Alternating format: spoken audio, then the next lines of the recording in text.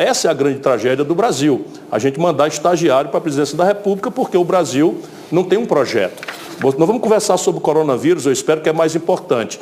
A OMS, a Organização Mundial de Saúde, recomenda 2,4 vagas de UTI para cada 10 mil habitantes. O Brasil, depois de 25 anos de PT, de PSDB, não tem uma para 10 mil habitantes. Então, daqui a pouco, se Deus quiser, a gente pode tentar prevenir com isolamento social. Por isso que essa tragédia do Bolsonaro é muito grave.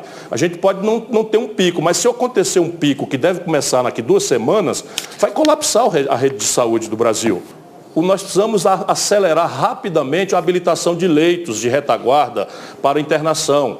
Desde o Lula, que congelou a remuneração dos procedimentos do SUS na rede conveniada, filantrópica, etc., o Brasil está com dezenas de milhares de leitos parados. Eita, tem alguém tossindo aí, hein? Sou eu, ministro, mas é tosse seca. Essa é que é a perigosa. Então, veja, tem que fazer UTI, tem que habilitar UTI urgente. Tem que fazer, por exemplo, as leis de economia popular. Você não pode aceitar que o álcool gel passe a ser cobrado por 30, 40, 50 reais. Eu fui procurar uma máscara para poder proteger aqui a turma da produção e comprei 3 máscaras por 200 reais em São Paulo. Isso tudo é falta de governo, o resto é papo furado.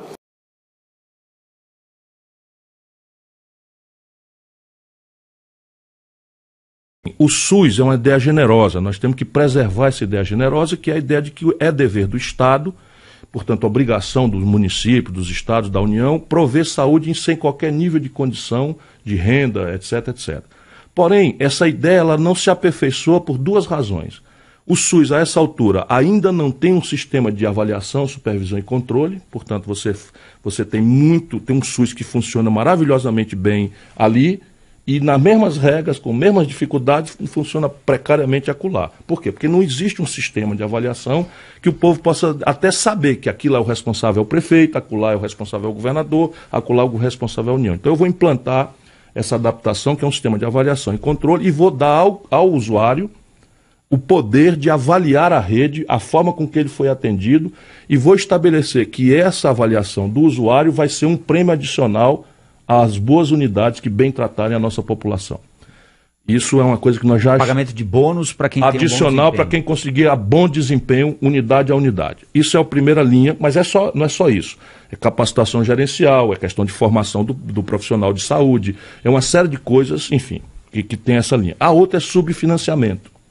Concretamente, se você anuncia para 207 milhões de pessoas, das quais 170 milhões de brasileiros só têm o SUS como a porta de acesso, o dinheiro que se coloca, mesmo com os desperdícios que têm que ser combatidos, não é suficiente. E aí você tem as aberrações. Talvez a mais grave, para simplificar o que eu quero dizer, seja o estoque de gente criminosamente posto com cirurgias eletivas, demorando 3 anos. 3 anos.